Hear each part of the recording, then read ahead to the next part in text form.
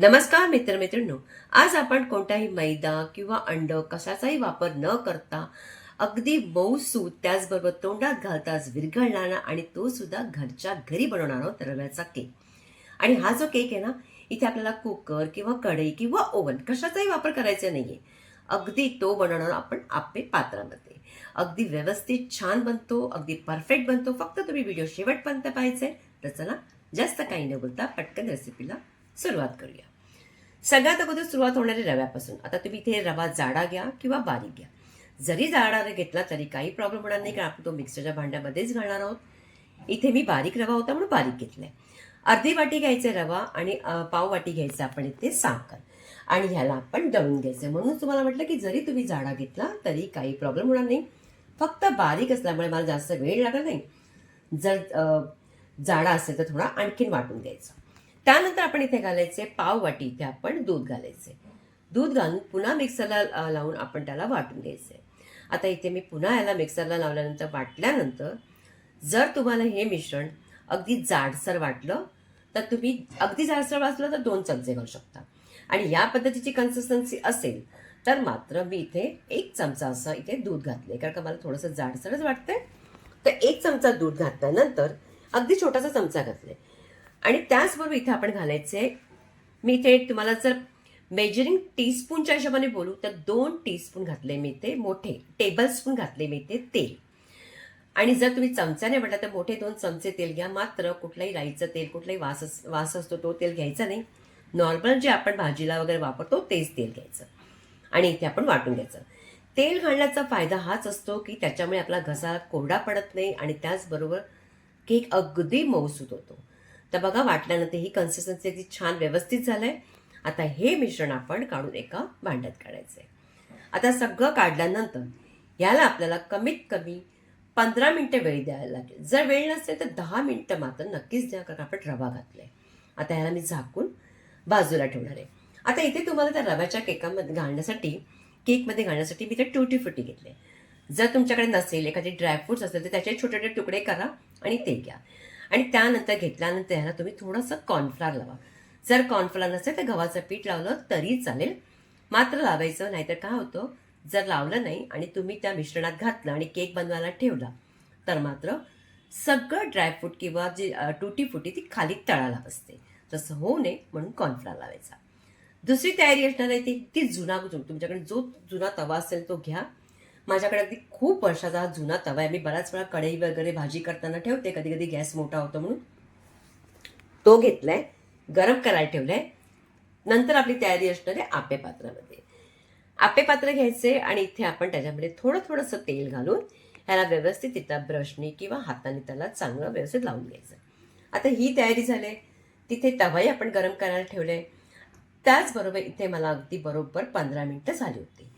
15 मिनिटं या मिश्रणाला झाले तर अगोदर आपण त्याच्यामध्ये घालायचे चाळण ठेवायची. आता ही चाळण ना त्या तळाला लागवते म्हणून त्याला वरच्यावरच पकडली. 2 मोठे चमचे आपण घालायचे याच्यामध्ये कॉर्नफ्लॉर. कॉर्नफ्लॉर नसेल तर तुमच्याकडे जर कस्टर्ड पावडर सुद्धा असेल ना तर तोही घाला. जर कस्टर्ड पावडर घातला तर तुम्हाला कुठलाही एसेन्स वगैरे इमर्शन घालायची गरज नाही. त्याचबरोबर इथे घातले मी चवीपुरतं हलकंसं मीठ आणि इथे आपण याला चाळून घ्यायचं. आता इथे घालायचं आपण बेकिंग पावडर. बेकिंग पावडर किती घालायचंय तर बेकिंग पावडर आपण घालायचंय अर्धा चमचा फक्त. आणि जसं दाखवते त्याच पद्धतीने घालायचा.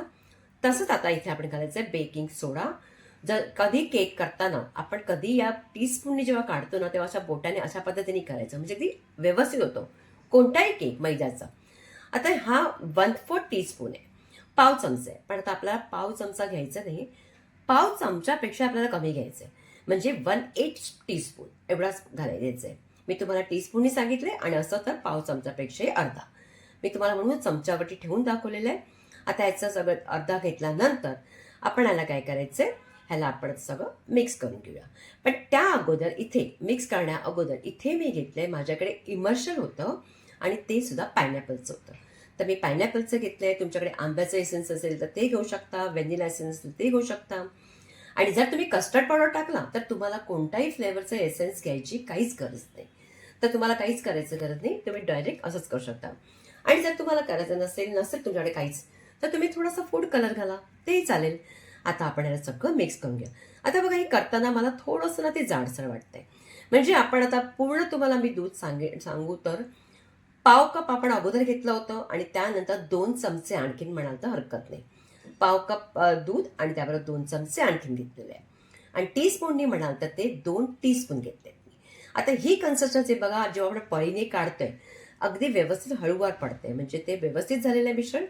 आता हे आपण जे टुटी फुटी मात्र घेतली ना, त्याच्यात एक्स्ट्रा जे असेल ना, जे कॉर्नफ्लॉर तो चाळून काढून टाकायचा. पूर्ण कॉर्नफ्लॉर सकट टाकायचं नाही. आता सगळं टुटी फुटी घातल्यानंतर सगळं मिश्रण मी मिक्स केलंय आणि आता इथे बेकिंग सोडा आणि बेकिंग पावडरला ॲक्टिवेट करण्यासाठी इथे 1 चमचा टाकायचे व्हिनेगर. व्हिनेगर नसेल, लिंबाचा रस असेल तरी हरकत नाही, तुम्ही तोही टाकू शकता. आणि त्याच्यामुळे काय होतं, तो ॲक्टिवेट होतो, थोडासा हलका होतो, थोडासा रंगही जरासा बदली होतो. म्हणून नक्कीच टाकायचं आहे. त्यानंतर आपण हे मिश्रण आपल्या आप्पे पात्रामध्ये टाकायचं. आप्पे पात्रामध्ये टाकताना अगदी भरभरून उंचापर्यंत टाकू नका, अगदी त्याच्या लेवलपर्यंत टाका. आणि नंतर आपण काय करायचं, त्याच्यावरती आपण ठेवायचे टुटी फुटी. अगोदर आपण आतमध्ये टाकले, वरती टाका, दिसायलाही सुंदर दिसत केक असे. आणि नंतर आपला तवाही चांगला गरम झालाय, त्याच्यावर आपण आप्पे पात्र ठेवायचं आणि झाकून फक्त 12 मिनिटातच तो रेडी होतो. एखाद वेळ लागला तर 15 मिनिटं. मी 12 मिनिटांसाठी झाकून ठेवलं होतं. तर बघा अगदी मस्त असे हे आपले आप्पे पात्रामध्ये रव्याचा केक रेडी झालाय. अगदी फुलून आलाय बघा छान असा. आता याला काढायचं, वेळ द्यायचा, थोडं थंड होऊ द्यायचं. आप्पे पात्र थंड झालं की सगळं आपण हे जे केक आहे तो काढून घ्यायचा. आता केक काढतानाच तुम्हाला कडे चमच्याची वगैरे काहीच गरज नाही, आपोआप निघतोय बघा. काय सुंदर असा आपला केक झालेला आहे बघा.